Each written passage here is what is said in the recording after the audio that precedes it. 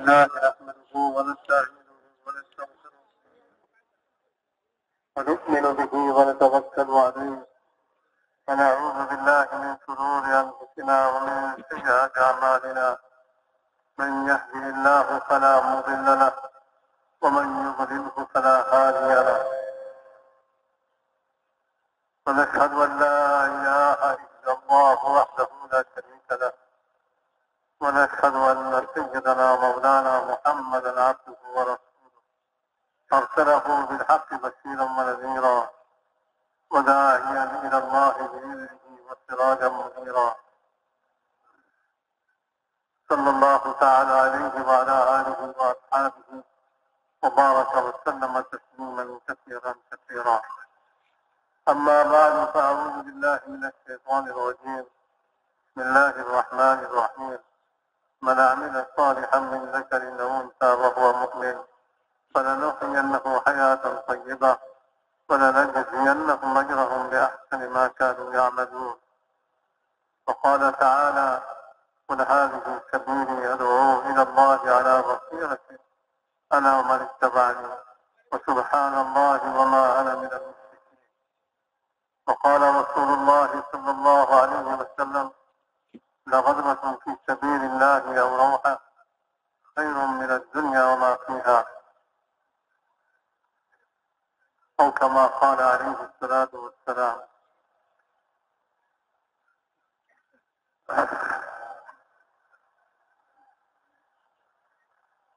محترم دوستان بزرگوں، تعظیم الشان মেহনতের নিসবতে আমরা এখানে একত্রিত হয়েছি।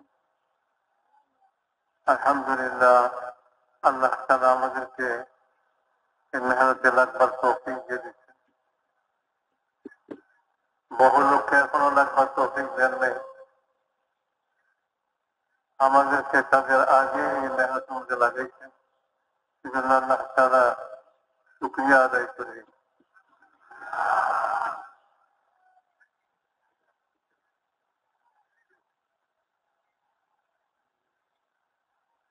শুকরিয়া আল্লাহ তাআলা আলহামদুলিল্লাহ বললেও আদায় হয়, কিন্তু আল্লাহ তাআলা শুকরগুজার বান্দা যাদেরকে বলছে, যারা হার হালে এই মেহনতের মধ্যে জমে থাকে, তাদেরকে শুকরগুজার বান্দা বলে আখ্যায়িত করছেন আল্লাহ তাআলা, এবং তাদেরকে অনেক পুরস্কার আল্লাহ তাআলা দিবেন বলে ওয়াদা করছে।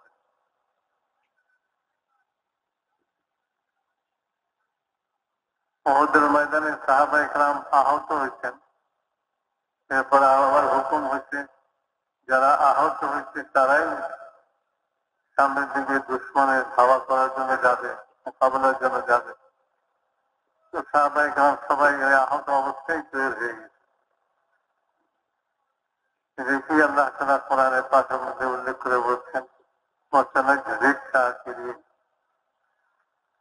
এই সমস্ত শুকরগুজার বান্দা যাদের উপরে এই অবস্থা পরিস্থিতি চলার মতো না, তারপরেও তারা অগ্রসর হইতেছে, এদেরকেই শুকরগুজার বান্দা বলছেন, এবং আল্লাহ তাআলা বলছেন অতি সত্তর তাদেরকে আমি উত্তম বদলা দেব। এজন্য জন্য ভাই এই মেহনত হক, সমস্ত নবী পয়গম্বররা এই মেহনতকে নিয়ে আসে। যেদিন থেকে মানুষ দুনিয়াতে আসছে সেদিন থেকে নবীদের সিলসিলা চলছে, এবং আস্তে আস্তে আমাদের নবী জনাব রাসূলুল্লাহ সাল্লাল্লাহু আলাইহি ওয়াসাল্লাম পর্যন্ত নবুয়তের সিলসিলাকে আল্লাহ তাআলা খতম করে দিচ্ছেন। কিয়ামত পর্যন্ত আর কোন নবী আসবে না। হুজুর বলছেন, লা নবিয়্যা বা'দি, আমার পরে কোন নবী নেই।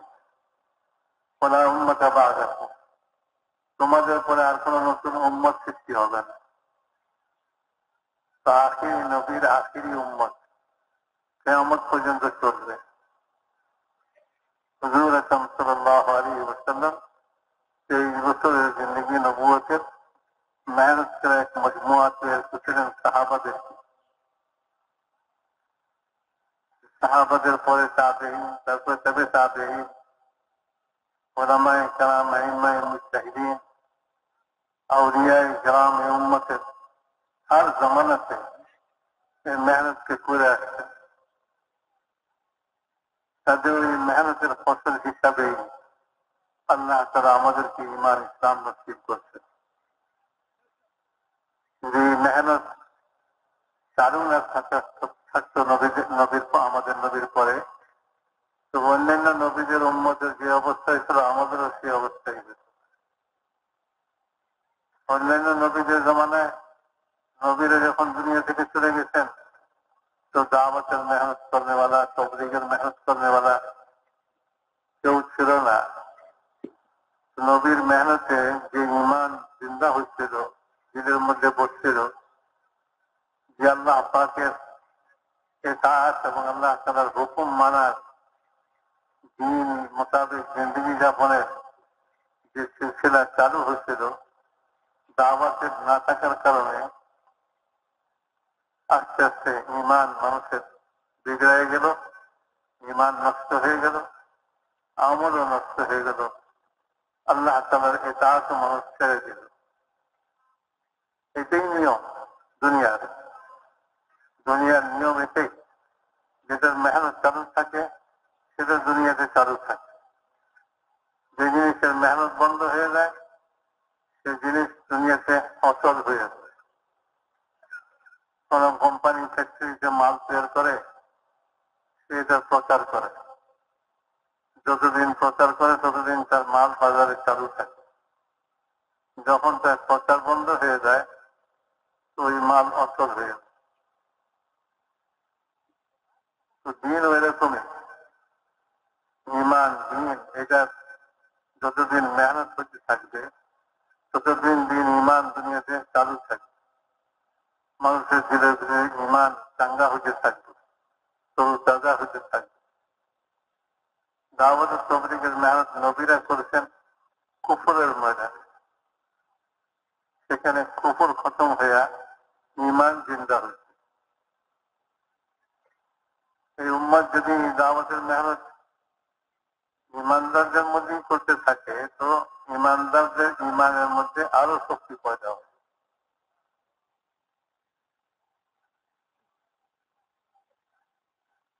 ঈমানের মধ্যে যখন শক্তি পয়দা হয় যে পরিমাণ ঈমানে শক্তি হয় সেই পরিমাণ মানুষ আল্লাহ তাআলার হুকুমকে মানে দ্বীনের উপরে চলে ঈমানই হলো বুনিয়াদি জিনিস ইয়াকিন দিলের ভিতরে আল্লাহই করে আল্লাহ আছেন আল্লাহ হক আল্লাহর সঙ্গে সাক্ষাৎ এটাও হক প্রত্যেকের আল্লাহর সঙ্গে সাক্ষাৎ হবে আল্লাহ তাআলার সমস্ত ওয়াদা হক আল্লাহ যা বলছেন তাও হক জান্নাত হক জাহান্নাম হক मेरे मोहतरम दोस्त बुजुर्गों আল্লাহ তাআলা হক এ কথা দিলের মধ্যে বসে যায় আল্লাহর সঙ্গে সাক্ষাৎ হবে এ কথা বসে যায় দিলের মানুষ মরতে দেখে কত মানুষের জানাজা পড়ে কিন্তু আমারও যে একদিন জানাজা হবে এ কথা স্মরণ হয় না এই জন্য মানুষ জিজ্ঞাসা করে কার জানাজা সাহাবীকে একজনে জিজ্ঞাসা করলো কার জানাজা সাহাবী বলেন তোমার জানাজা লোকটা মনটা খারাপ হয়ে গেল এরকম একটা জবাব দিল তোমার কাছে খারাপ লাগছে কথাটা যাও আমার জানাজা অর্থাৎ এই মুহূর্তে তো নিজের সম্পর্কে চিন্তা করা উচিত তার যেরকম মৃত্যু হয়েছে তোমারও এরকম মৃত্যু হবে মৌতের পরে কি হবে আল্লাহ এবং আল্লাহ রসুল করে দিই আল্লাহর সঙ্গে সাক্ষাৎ হবে কবরে যেতে হবে সেখানে 3 প্রশ্নের উত্তর দিতে হবে সর্বপ্রথম হুজুর আকরাম সাল্লাল্লাহু আলাইহি ওয়াসাল্লাম বলেন যে দাফন করনে वालाদের পায়ের আওয়াজ জুতার আওয়াজ মিলে যাবে দুইজন ফেরেশতা ওই খবরওয়ালার কাছে উপস্থিত হয়ে যায়, যাদেরকে মুনকার নাকির বলা হয়। অত্যন্ত বিভৎস চেহারা, ভয়ানক চেহারা। ওই চেহারা দেখাই মুর্দার আযাবের জন্য যথেষ্ট। তারা বজ্রকণ্ঠে জিজ্ঞাসা করবে, মার রব্বুকা, কে তোমার রব?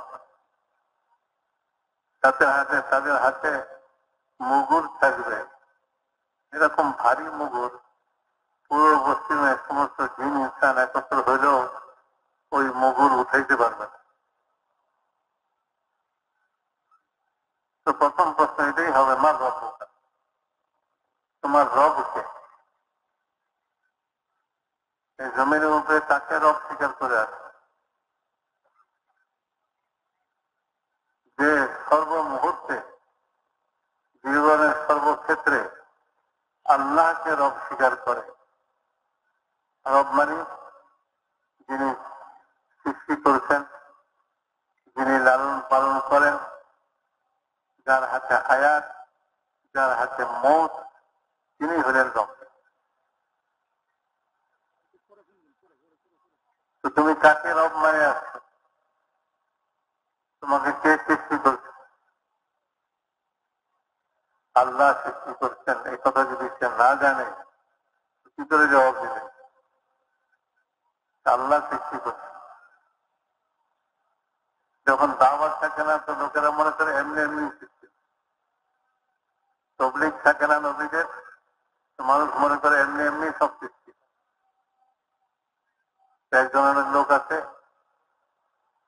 তারা বলে এমনি এমনি সৃষ্টি হয় সব জিনিস। গাছ এমনি এমনি পয়দা হয়, বৃষ্টি এমনি এমনি হয়ে যায়। আল্লাহ তাআলা কোরআন নাযিল করছেন, কিতাব নাযিল করছেন, এবং আল্লাহ তাআলা কোরআন কিতাবের মধ্যে আল্লাহ তাআলা তিনি যে আমাদেরকে সৃষ্টি করছেন, ওয়াল্লাযী খালাকাকুম, তিনি যিনি তোমাদেরকে সৃষ্টি করছেন, ইয়াখলুকুকুম ফি বুতুনি উম্মাহাতিকুম খালকাম মিন বা'দি খালকিন ফি যুলুমাতিন সালাস, তিনি তোমাদেরকে মাতৃগর্ভে 3 অন্ধকারের মধ্যে ধাপে ধাপে সৃষ্টি করেন। আল্লাহ তাআলা কোরআন নাযিল করেছেন নবীর উপরে, আল্লাহর কালাম। আল্লাহ যে আমার সৃষ্টিকর্তা, এই কথার পরিচয় আল্লাহ তাআলা নিজেই দিয়েছেন। জমিন আসমানকে তিনি সৃষ্টি করেছেন, কোরআনের মধ্যে আল্লাহ তাআলা বলতেছেন খালাকাস সামাওয়াতি ওয়াল আরদ। জমিনে যত সৃষ্টি, আসমানে যত সৃষ্টি, সমস্ত সৃষ্টি তিনি হলেন সৃষ্টিকর্তা। জমিনেও তিনি সৃষ্টিকর্তা, আসমানে যা আছে এইগুলি সৃষ্টিকর্তাও তিনি।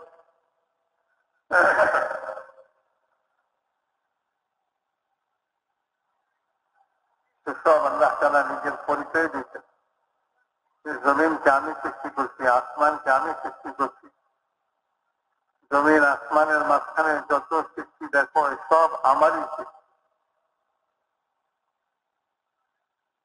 নবীদের দাওয়াতের দ্বারা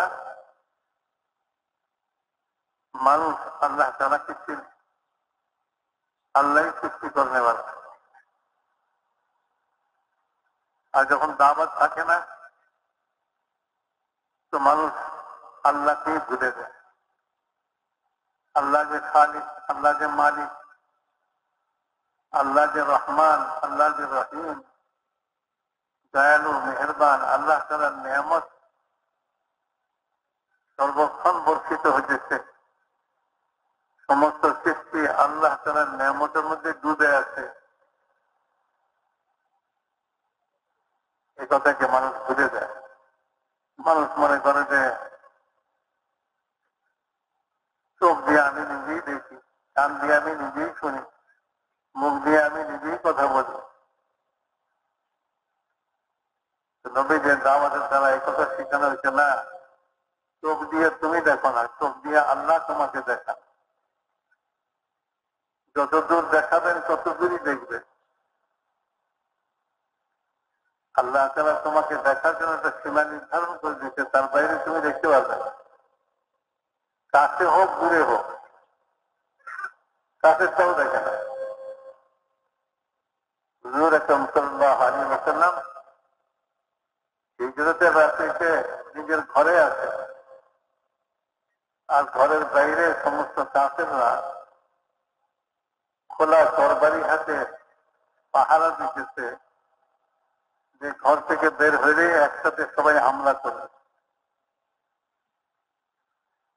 ওই ঘরে থাকা অবস্থায়, ওই অবস্থায় জিবরাইল আলাইহিস সালাম হুজুর আকরাম সাল্লাল্লাহু আলাইহি ওয়াসাল্লামের খেদমতে হাজির হয়ে বলতেছেন, ইয়া রাসূলুল্লাহ, আল্লাহ তাআলা আপনাকে এই মুহূর্তে ঘর থেকে বের হয়ে হিজরতের উদ্দেশ্যে মদিনার দিকে রওনা হতে বলতেছেন। আচ্ছা, এরকম মুহূর্তে চারিদিকে সব দুশমন ঘেরাও করে আছে, ঘর থেকে এই মুহূর্তে বাইরে এলে কি অবস্থা হবে? আল্লাহ তাআলা তার কুদরতকে জাহির করার জন্য বলে, দেখো তোমার চোখের দেখা এটা আল্লাহ তাআলার নিয়ন্ত্রণে, তোমার কানের শোনা আল্লাহ তাআলার নিয়ন্ত্রণে, তোমার মুখের কথাও আল্লাহ তাআলার নিয়ন্ত্রণ। প্রত্যেক মখলুকের চুলের ঝুঁটি আল্লাহ তাআলার হাতে ধরা, যেদিকে ঘুরেবে সেদিকে ঘুরবে। আল্লাহ তাআলা তার কুদরতকে জাহির করার জন্য যে কুদরতের দাওয়াত একজন নবী দিতেছেন। আল্লাহ ভারী কুদরতওয়ালা, আপন কুদরতের দ্বারা আসমান সৃষ্টি করছে, জমিন সৃষ্টি করছে, চাঁদ সূর্য সৃষ্টি করছে। তো তাদের বিশ্বাস হয় না, তারা বলে যে আপনার আল্লাহ যদি এতই কুদরতওয়ালা হয় তো আপনার আল্লাহকে বলেন চাঁদকে দুই টুকরা করে দেখায় দেয়। তো আল্লাহ তাআলা হুজুর আকরাম সাল্লাল্লাহু আলাইহি ওয়াসাল্লামকে বললেন যে আপনি আপনার আঙ্গুল দ্বারা ইশারা করেন, আমি চাঁদকে দ্বিখণ্ডিত করে দেখাই দিই।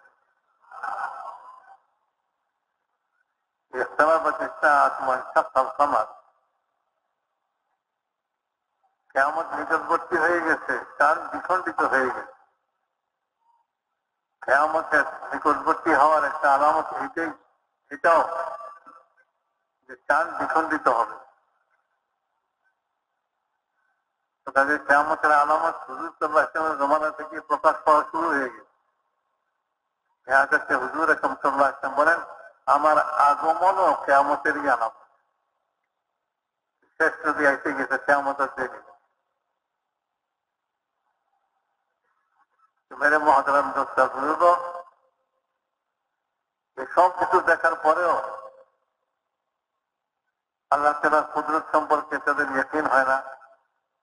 আল্লাহ কোথায়, আল্লাহ কি কুদরত? তো আল্লাহ তাআলা হুজুর আকরাম সাল্লাল্লাহু আলাইহি ওয়াসাল্লামকে বললেন যে এই মুহূর্তে বের হয়ে পড়ে। চারিদিকে দুশমন ঘেরাও করে রাখে, তাদের মাঝখান থেকে বের হয়ে যাবে। দরজা খুলবেন, তাদের মাঝখান থেকে বের হয়ে যাবে। তারা দেখবে না যাদের কপালে চোখ আছে, বলে না যতখানি আল্লাহ দেখাইতে চাইবেন ততখানি দেখবে, তার বাইরে কিছুই দেখবে না। মানুষ মনে করতেছে আমার কপালের চোখ আমার চোখ, এই চোখ দিয়ে আমি দেখবো। আমার চোখ মনে করে, মনোত্তর চক্ষু দান করে। আরে পরের মানে পোদ্দারি, চোখ তো আল্লাহ, আপনি কে দান করার? আরেকজনের সিন্ধুকের টাকা আরেকজনে দান করে। ওই যে অমুকের সিন্ধুকে যে টাকা আছে, এই টাকা দান করলাম আপনারে, সুবহানাল্লাহ, কি সুন্দর দান। তো পরের মাল আরেকজনকে দান করছে। মাথা থেকে পা পর্যন্ত সৃষ্টি করছে, সমস্ত অঙ্গ প্রত্যঙ্গ, এগুলি সব কে দিচ্ছেন? আল্লাহ তাআলা দিচ্ছেন। এই জিনিস সব আল্লাহ তাআলার দেওয়া আমানত আমার কাছে। এগুলিকে হেফাজত করা, রক্ষণাবেক্ষণ করা, এগুলি আমার দায়িত্ব। আল্লাহ তাআলা আমার দায়িত্ব দিচ্ছে, তোমার কাছে আমানত রাখলাম। আপনি কারো কাছে যদি 1000 টাকা আমানত রাখেন, তার দায়িত্ব 1000 টাকাকে সে হেফাজত করবে। এরকম না যে সে যেখানে সেখানে ছেড়ে রাখলো, যে সে রয়ে গেল। আর যে আমানত রাখতে সে এসে পরে যখন চাইলো, সে বলে যে এখানেই তো রাখছিলাম, কে নিয়ে গেছে আমি বুঝতে পারি না। আরে আপনার কাছে আমানত রাখছি, আপনি এটা হেফাজত করবেন না? মেরে মহতারাম দোস্ত বুজুর্গ, মাঝে থেকে বাবুদের শরীর সব আল্লাহ তাআলার দেওয়া আমার, আল্লাহর সৃষ্টি। আল্লাহ আমাকে কিছুদিন এদেরকে ভোগ করার অনুমতি দিচ্ছেন। আমি এটাকে কিছুদিন ভোগ করতেছি, চোখ দিয়ে দেখতেছি, কান দিয়ে শুনতেছি, মুখে কথা বলতেছি, হাত পায়ে ব্যবহার করতেছি, দিমাগ ব্যবহার করতেছি, পুরা শরীরকে আমি ব্যবহার করতেছি। কিছুদিন পর আল্লাহ তাআলা আবার তার আমানত ছিনিয়ে নেবেন, নিয়ে যাবেন।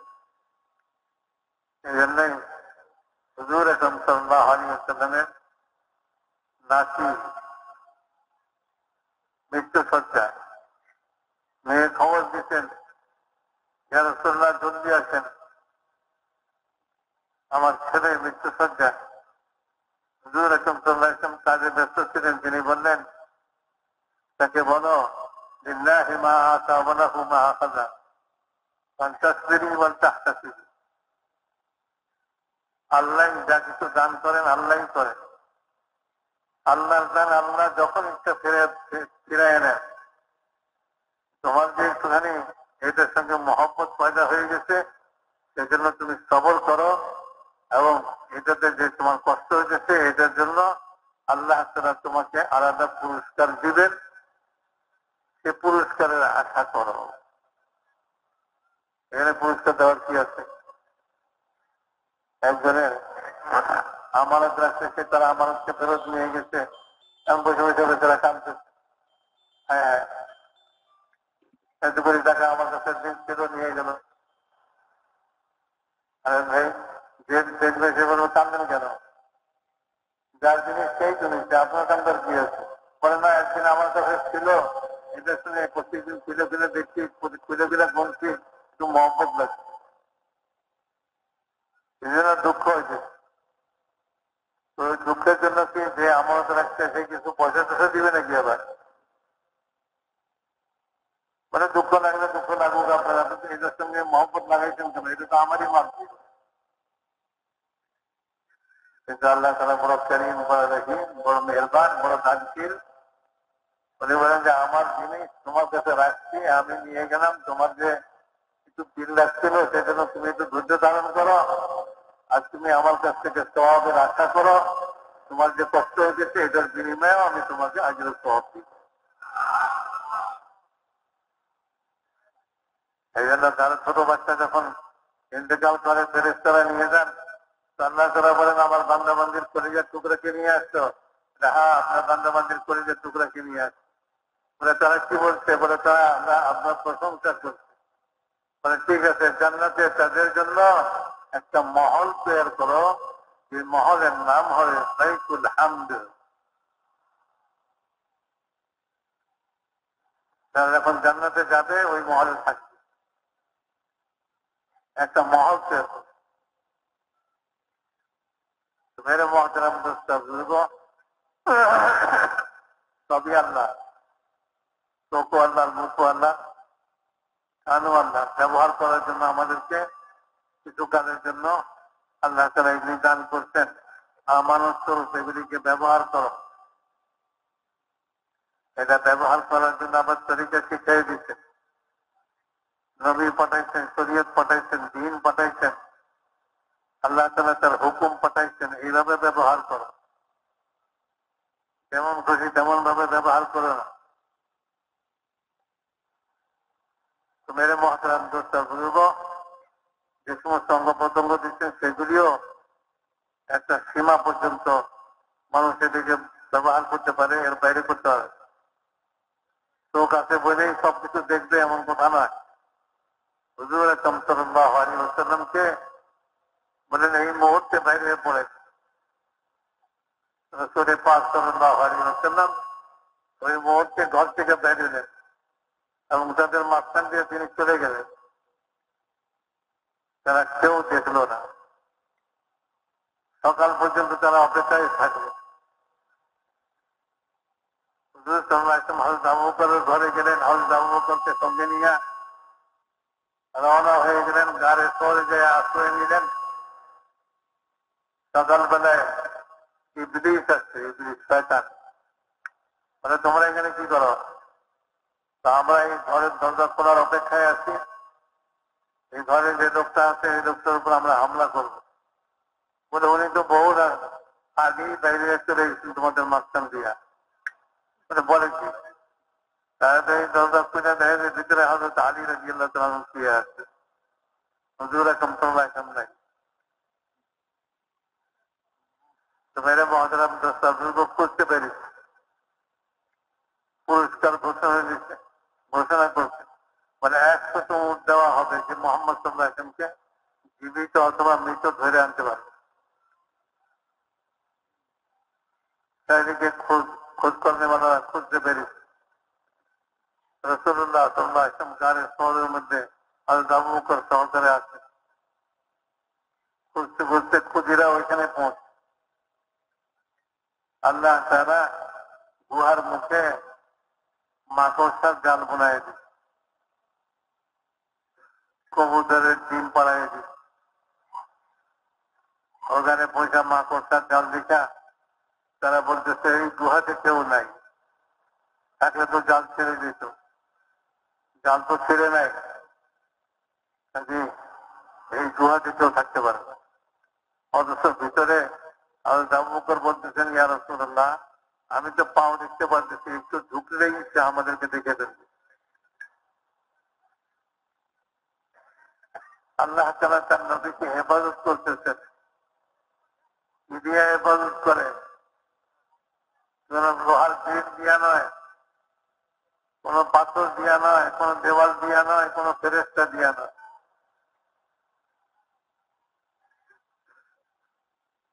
কোরআনে পাকের মধ্যে বলেন বাতিলের যত ষড়যন্ত্র আছে সবকিছু হলো মাকড়সার জালের মতো। মাসালুল লাযীনা ইত্তাখাযু মিন দুনিল্লাহি আউলিয়া কামাসালিল আনকাবুত ইত্তাখাযাত বাইতা ওয়া ইন্না আওহানা আল-বুয়ুতি লাবাইতুল আনকাবুত ইত্তাখাযাত বুয়ুতা ওয়া ইন্না আওহানা আল-বুয়ুতি লাবাইতুল আনকাবুত লাউ কানু ইয়ালামুন। আল্লাহ ছাড়া, আল্লাহকে বাদ দিয়া, আল্লাহকে ভুলা, আল্লাহকে ছেড়ে দিয়া নিজের বুদ্ধি, নিজের জ্ঞান, নিজের শক্তি, নিজের সামর্থ্য যত কিছুই করুক না কেন মানে তাদের সব কিছু মাকড়সার জালের চেয়ে বেশি কিছু না। আমাদের হযরত মাওলানা পান সাহেব রহমাতুল্লাহ আলাইহি উনি বয়ানের মধ্যে টঙ্গীর ময়দানে প্রায় উদাহরণ দিতেন। সারা দুনিয়ার সমস্ত বাতের মানে এর উদাহরণ তো এরকমই, যেরকম মাকড়সার জাল। খালি ঘরওয়ালা নাই তো মাকড়সা জাল বোনাইয়া সারা ঘর ঘুরে রাখে। একদিকে লাল মাকড়সা, আরেকদিকে কালা মাকড়সা, আরেকদিকে সাদা মাকড়সা। উপরে কবুতরে বাসা বাঁধছে, এদের মধ্যে ডিম পাড়ছে। তো ডিমের ছিলকা মাকড়সার জালের উপরে পড়ছে। তার বাসার খড়কুটা মাকড়সার জালের উপরে পড়ছে, জাল ছিঁড়ে নেয়। মাকড়সা খুব অহংকার করে, মানে কুটার উপরে কুটা পড়ছে, ছিলকার উপরে ছিলকা পড়ছে, আমার জাল ছিঁড়ে নেয়।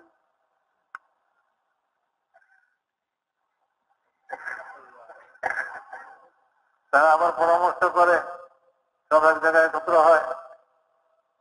এদিক থেকে লাল মাকড়সা, ওদিক থেকে সাদা মাকড়সা, ওদিক থেকে কালো মাকড়সা। বিভিন্ন রকম প্ল্যান প্রোগ্রাম যারা দুনিয়াটাকে কি করে কবজা করা যায়। মেরে মহাতারাম দোস্তা বুজুর্গ বলেন যে কিছুদিন পর ঘরওয়ালা আসছে, ঘরওয়ালা এসে দেখে ঘরেতে সব মাকড়সার জাল দিয়ে ভরে ভরেছে। তো সে কি বোমা আনতে চাইবে,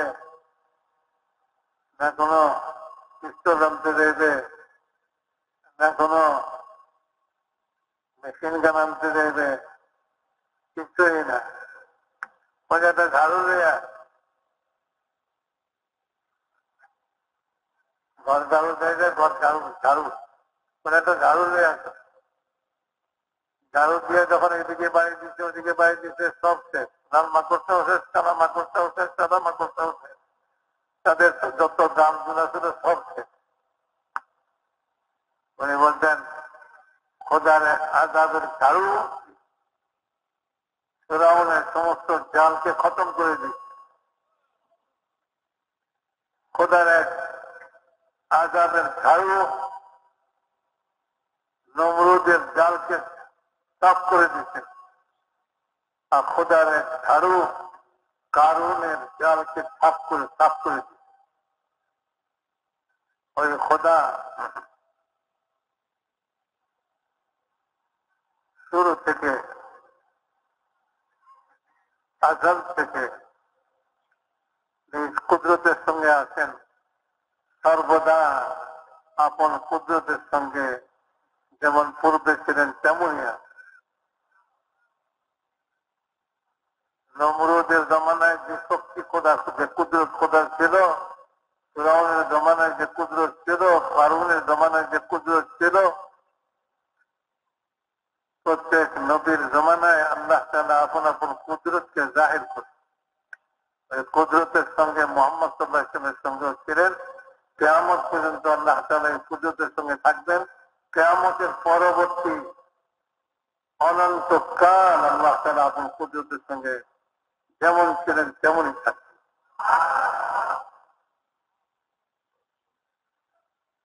মেরে মুহতারাম দোস্তা বুজুর্গ,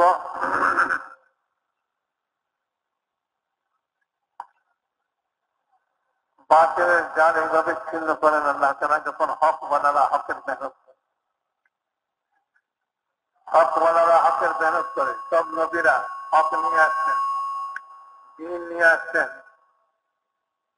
হকের কালেমা নিয়ে আসছেন, লা ইলাহা ইল্লাল্লাহ। যখন এই কালেমার আওয়াজ লাগাইছেন, দাওয়াত চালাইছেন, নূহ আলাইহিস সালাতু ওয়াস সালাম ৯৫০ বছর পর্যন্ত দাওয়াত লাগাইছেন। আল্লাহ তাআলা তাআলা আযাবের ঝাড়ু বের করতে বলে, এই নবী ৯৫০ বছর পর্যন্ত তাদেরকে সুযোগ দিলাম, আর তাদেরকে বুঝাইলেন আপনি, যারা আসতে আসতে, যারা আসে নাই তারা আর আসবার নয়। কাজে আপনি নৌকা তৈরি করেন, আমি আযাবের ঝাড়ু চালাইব। নূহ আলাইহিস সালাম নৌকা তৈরি করলেন। আল্লাহ তাআলার আযাব শুরু হয়ে গেল। আসমান থেকে পানি, জমিনের ভিতর থেকে পানি, চুলার ভিতর থেকে পানি, পানিতে একাকার হয়ে গেল। এক একটা ঢেউ ওই পানিতে পাহাড় সমতুল্য উঠতে থাকে।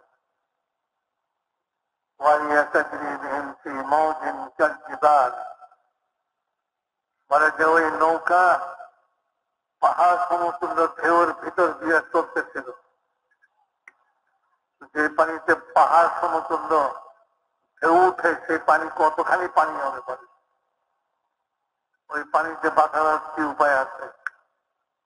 নূহ আলাইহিস সালাম তার ছেলেকে বলছিলেন এই কথা, যে হককে কবুল করে নাই, তাকে বলছিলেন বাবা হককে কবুল কর, আমার নৌকা একটা পর বেঁচে যাবি। সে বলতেছিল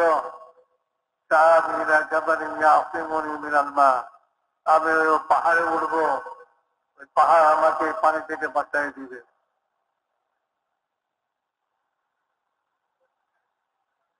मेरे मोहतरम दोस्तों, नूह अलैहिस्सलाम जवाब दिয়েছেন, লা আসিমাল ইয়াওমা মিন আমরিল্লাহি ইল্লা মান রাহিম।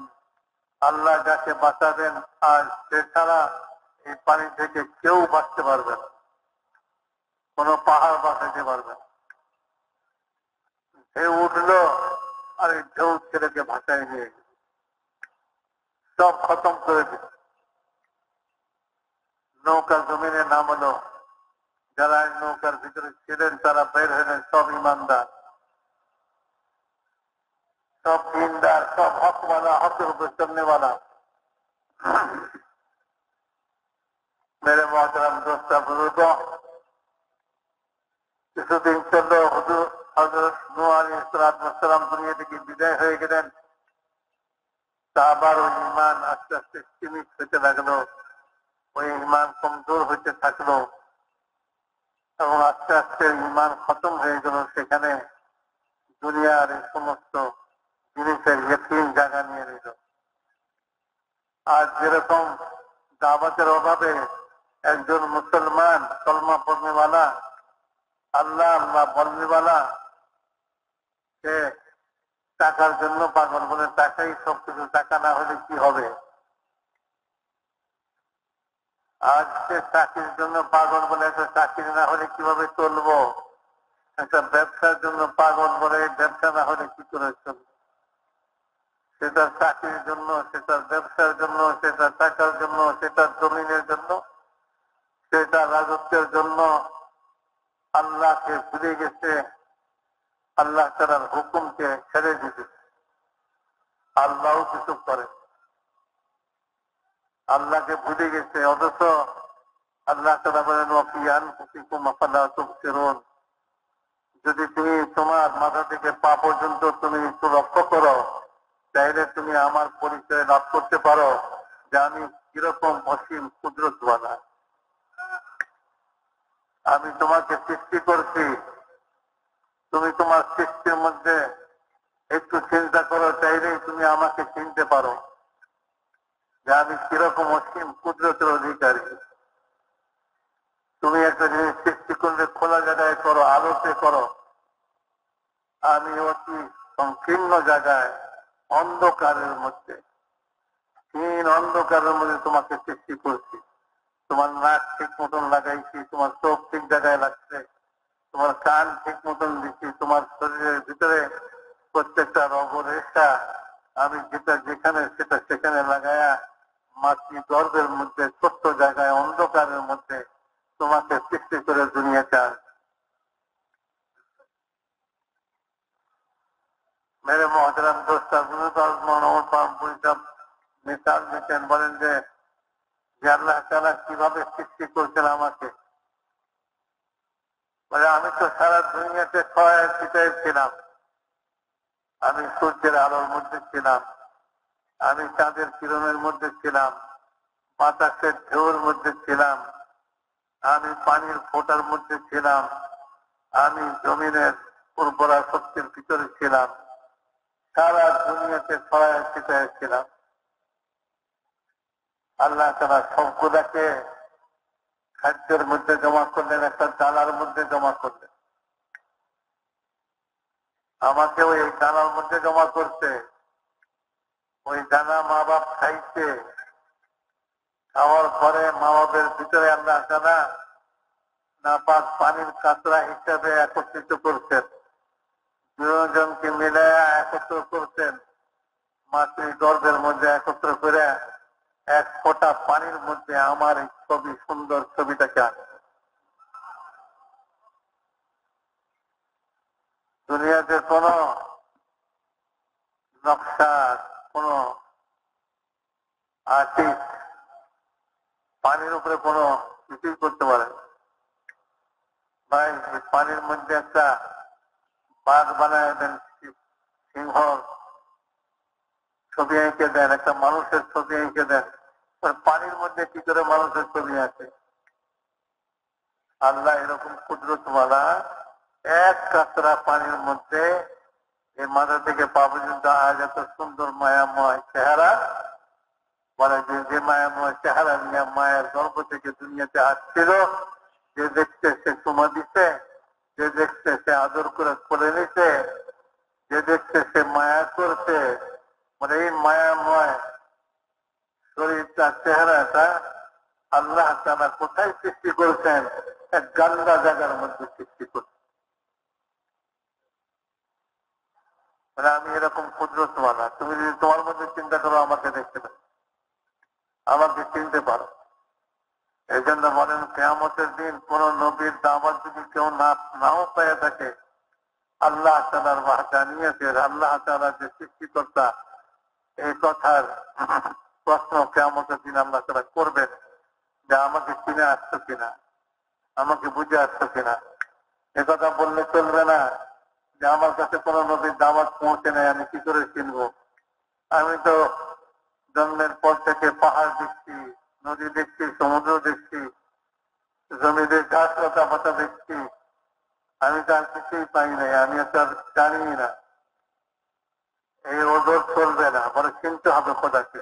নবী না আসলেও খোদাকে চিনতে হবে, আল্লাহকে চিনতে হবে, তোমার সৃষ্টিকর্তাকে চিনতে হবে, তুমি চিনতে পারো। أفلا ينظرون إلى الإبل كيف خلقت وإلى السماء كيف رفعت وإلى الجبال كيف نصبت وإلى الأرض كيف سطحت। বলে একজন আরবের বেদুইন, সে উটের পিঠে সফর করতেছে, সে কি দেখে না যে সে যে উটের পিঠে সফর করতেছে, উট কিভাবে সৃষ্টি হলো? উটকে দেখেও তো সে তার সৃষ্টিকর্তাকে চিনতে পারে।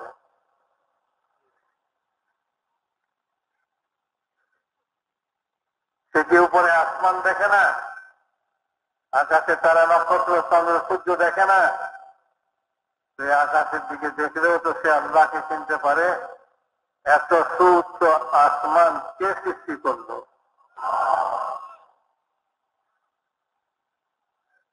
দেখে না বলে কিছু লোক বোকা, বলে আসমান নাই, যেহেতু আমি দেখি না। তো দেখে না অনেক জিনিসই দেখে না। যেটা দেখে না সেটা নাই, এ কথা প্রমাণ করে। একজন স্কুলের মাস্টার, সে বলে আল্লাহকে দেখা যায় না। যে জিনিস দেখা যায় না সে জিনিস মানা যায় না। ছাত্রদেরকে শিক্ষা দিতেছে, যা দেখা যায় না তা মানা যায় না। নিয়ম, তা উচিত। ছাত্র বলে জি স্যার, যা দেখা যায় না তা মানা যায় না। সুতরাং আল্লাহ দেখা যায় না, সেজন্য আল্লাহকে মানা যায়। এক ছাত্র ছিল খুব বুদ্ধিমান, সে খাড়ায় বলে স্যার, আপনি যে নিয়মটা বাঁচাইলেন, এটা যা দেখা যায় না তা মানা যায় না, এটা কি আপনি আপনার আকল বুদ্ধি দিয়ে নিয়মটা বাঁচাইতেছেন না এমনি? না কেন? জ্ঞান বুদ্ধি দিয়েই বাঁচাইতেছে, আকল বুদ্ধি দিয়েই বাঁচাইছে। সে বলে স্যার আপনার আকলটা একটু দেখাই দেন তো।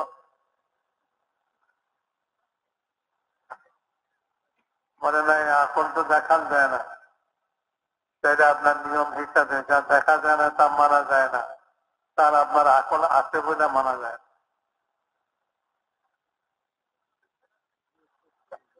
আপনি একজন ব্যাকরণ লোক, তো ব্যাকরণ লোকের কথা মানতে হয় না, ব্যাকরণ লোকের কথা মানতে হয় না। আল্লাহ আছে ঠিকই, আপনি যে প্রমাণ করতেছেন এই নিয়ম দিয়ে যে আল্লাহ নাই, এই কথা ঠিক না, এই জন্য যে আপনি তো ব্যাকরণ, ব্যাকরণের কথা মানতে হয় না। তো মেরে মহতারাম দোস্ত বুজুর্গ, আল্লাহ তাআলা আছেন। আল্লাহুম্মা লাকাল হামদু ওয়া আনতাল হক। হুজুর সাল্লাল্লাহু আলাইহি ওয়াসাল্লাম তাহাজ্জুদের সময় উঠলে এই দোয়া পড়তেন, আল্লাহ আপনার জন্য সমস্ত প্রশংসা, আপনি হক, আপনি আছেন, রাষ্ট্র দিনের পরিবর্তন ঘটান। আপনি এত বিশাল, এত উঁচায় আসমান সৃষ্টি করছেন, তার মধ্যে তারা নক্ষত্র দিয়ে সাজাইছেন, জমিনকে সৃষ্টি করছেন, বিছাইছেন।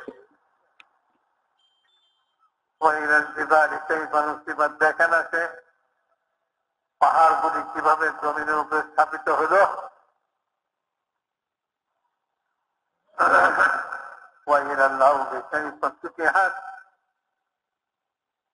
জমিন কিভাবে বিস্তীর্ণ করা হলো, বিছানো হইল। জমিনের উপরে ঘাস লতা পাতা সৃষ্টি করে দিয়া জমিনকে বিছানা বানায় দেওয়া, যার বিছানা নাই সে ঘাসের উপরে শুয়ে থাকুক, জমিনের উপরে শুয়ে থাকুক। জমিনকে না শক্ত বানানো হয়েছে যে পিছলায় পড়ে যায়, আর না জমিনকে এত নরম বানানো হয়েছে যে জমিনের ভিতরে ডুবে যায়।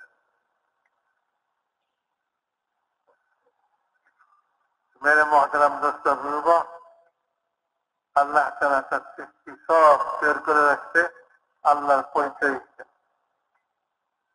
আল্লাহকে চেনো, আল্লাহ আছেন। হুজুর আকরাম সাল্লাল্লাহু আলাইহি ওয়াসাল্লাম দোয়া পড়তেছেন, আল্লাহুম্মা লাকাল হামদু আনতাল হক ওয়া লিকাউকা হাক্কুন। হে আল্লাহ, আপনার সঙ্গে সাক্ষাৎ এটাও হক, অবশ্যই সাক্ষাৎ হবে। মিনহা খালাকনাকুম ওয়া ফিহা নুঈদুকুম ওয়া মিনহা নুখরিজুকুম তারাতান উখরা। এই জমিন থেকে তোমাকে সৃষ্টি করছি, আবার তোমাকে জমিনে পুঁতবো, আবার তুমি এই জমিনের ভিতর থেকে তোমাকে বাহির করবো।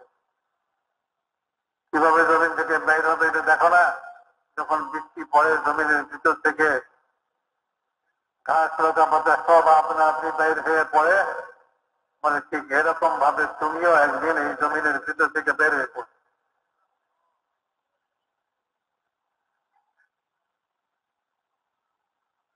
وأخرجت الأرض أثقالها وقال الإنسان ما لها। জমিন তার ভিতরের বোঝাকে বাইর করে দিলে, জমিনের ভিতরে যে বোঝা মানুষ দাপন হয়ে আছে তাকে বাইর করে দিবে, আর মানুষ বলবে কি হইল জমিনের।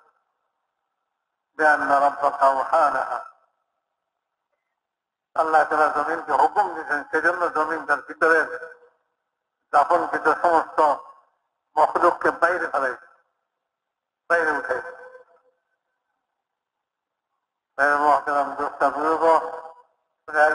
একজন লোককে খুন করছে, অন্যায় ভাবে খুন করছে। ইসলামের পরে সাহাবাদের জমানায় সফরের মধ্যে ছিলেন,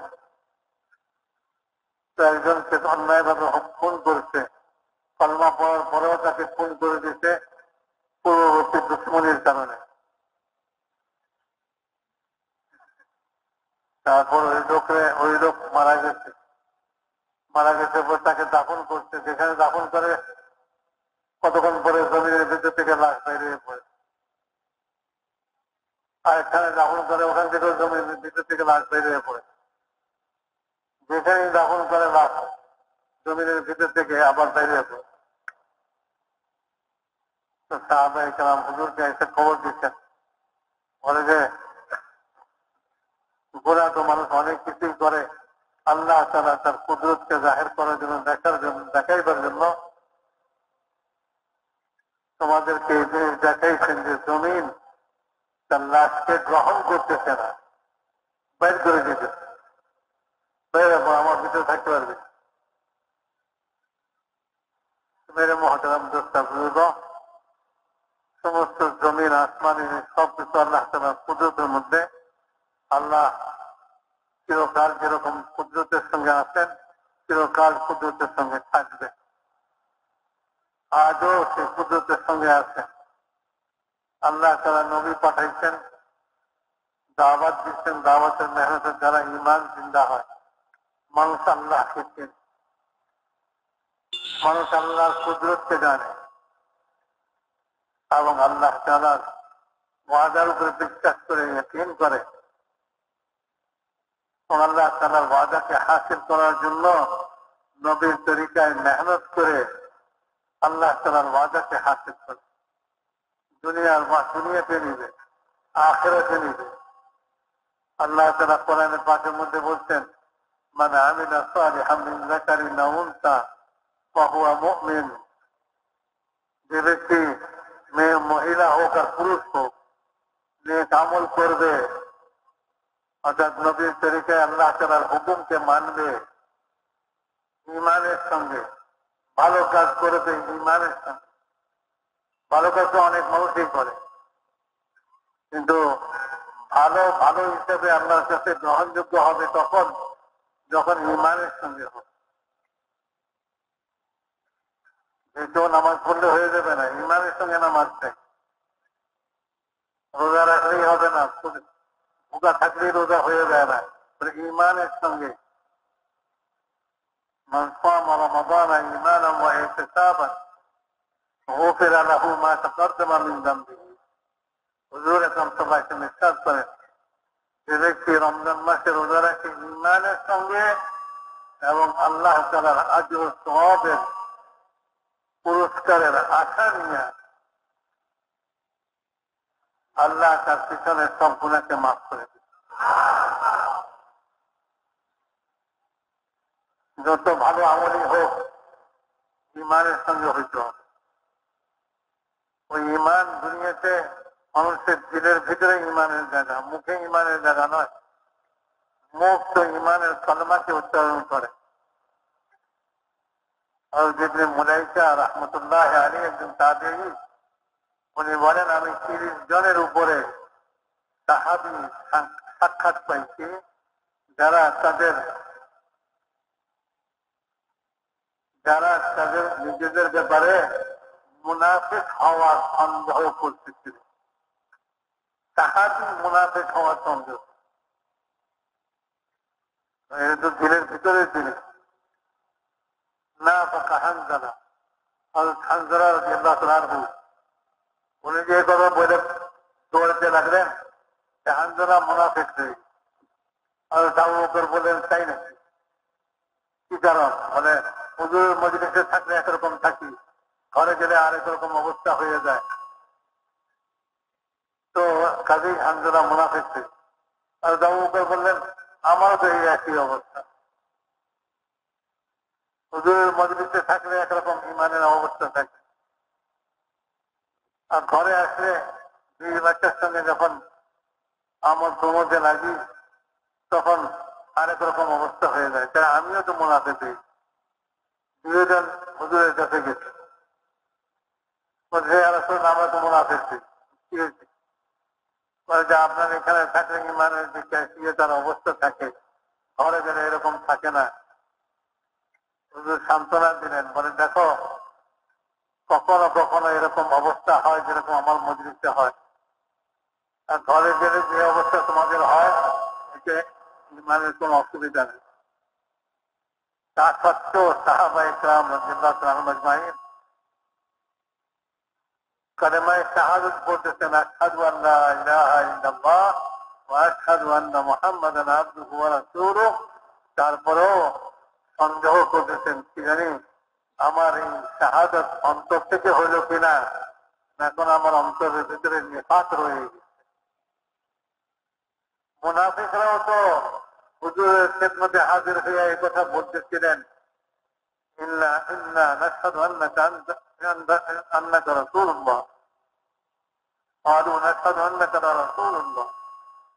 মুনাফিকরা বলতেছিল যে আমরা সাক্ষ্য দিতেছি আপনি আল্লাহ।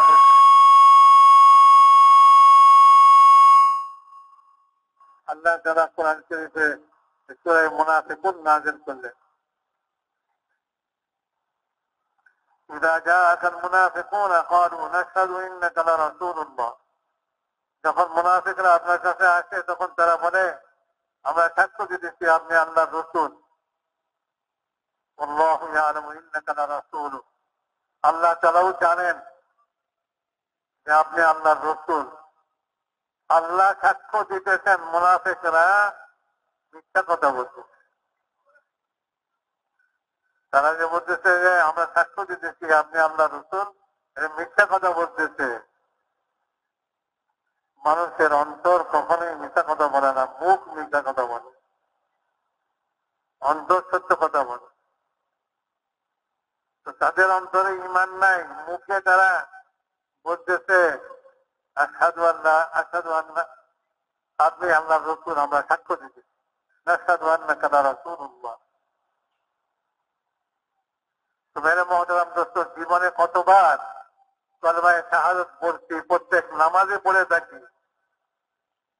বুকের উপরে হাত রেখে কখনো এই কথা কি চিন্তা করছি যে এই শাহাদাত কি অন্তরের অন্তঃস্থল থেকে বের হইল, না খালি আমার মুখ থেকেই বের হইতেছে? নামাজ তো মনেই নেই। ইমাম সাহেবের পিছনে যা ইমাম সাহেব করে আমিও তাই করি। কয় রাকাত হয়েছে এটাও মনে নাই, এদের মধ্যে কি পড়ছি এটাও মনে নাই, শাহাদাতের কালেমা যে পড়ছি এটাও মনে নাই, পড়ছি কি বলি নাই। আমাদের অবস্থা তো এরকম। এই দাওয়াত আর তাবলীগের মেহনত এদের ভিতরে ইমানকে মজবুত করে দিবে। ইমানের দাওয়াত লাগাও সব জায়গায়, লা ইলাহা ইল্লাল্লাহ, আল্লাহ ছাড়া করনে वाला কেউ নেই। ভালো মন্দ যত অবস্থায় দুনিয়াতে দেখি, এই সমস্ত ভালো মন্দ সব আল্লাহ তাআলার পক্ষ থেকে। সুস্থতা আল্লাহর পক্ষ থেকে, অসুস্থতা আল্লাহর পক্ষ থেকে, অভাব আল্লাহর পক্ষ থেকে, ধনী হওয়া এটাও আল্লাহ পাকের পক্ষ থেকে, সবকিছু আল্লাহর পক্ষ থেকে। তো কাজেই আল্লাহ তাআলাকে রাজি করো। যদি তোমার অবস্থা খারাপ হয় তো আল্লাহর কাছ থেকে এটাকে ভালো করতে পারো, আল্লাহ ছাড়া কেউ করতে পারবে। তোমার যদি রোগ হয়ে যায় তো আল্লাহ তাআলার কাছে দোয়া করো, আল্লাহর কাছে সুস্থতা চাও। আযহিবিল বাস রব্বান নাস ইশফি আনতা শাফি লা শিফা ইল্লা শিফাউ শিফাআন লা ইউগাদিরু সাকামা।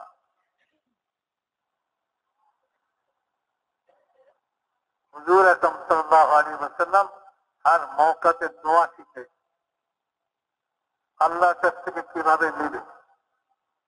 আল্লাহ তাআলার ইতাআত করো আর আল্লাহর কাছ থেকে নাও। আল্লাহর নাফরমানি করো না। যখন তুমি নাফরমানি করবে তো আল্লাহ পাক নারাজ হবে। তুমি নারাজ হইলে কাউকে কিছু দাও না, যার প্রতি নারাজ তুমি অসন্তুষ্ট, তুমি তাকে কিছু দিতে চাও না, তো আল্লাহ অসন্তুষ্ট হইলে আল্লাহর কাছ থেকে কিভাবে নিবে? তো আল্লাহকে সন্তুষ্ট করো, আল্লাহকে রাজি করো। রাজি করার তরিকা বাতাই দিচ্ছে। আল্লাহকে যে রাজি করবে সে আল্লাহর কাছ থেকে নেবে। এই জন্য মেরে মুহতারাম দোস্ত বুজুর্গ, দিনের এই ইয়াকিনকে সহি করা যে আল্লাহ থেকেই সবকিছু হয়, মখলুক থেকে কিচ্ছু হয় না। মখলুক থেকে কিচ্ছু হয়, টাকা থেকে কিচ্ছু হয় না। এই টাকা তো আমার হাতে, আমি ইচ্ছা করলে ছেড়ে ফেলাই, আমি ইচ্ছা করলে এটাকে চুলাই ফেলাই, আমি ইচ্ছা করলে এটাকে ময়লার মধ্যে ফেলাই দিই। টাকা কিছুই কোনো প্রতিবাদই করতে পারে না। টাকা কোনো প্রতিবাদই করতে পারে না। আরে আমাকে কেন ময়লাতে ফেলান, আমাকে কেন চুলাতে ফেলেন? টাকার প্রতিবাদ করার কোনো ক্ষমতা নেই। এই টাকা আমার হাজত কি করে পুরা করবে? টাকা হাজত পুরা করে না, আল্লাহ তাআলা হাজত পুরা করেন, জরুরতকে পুরা করেন।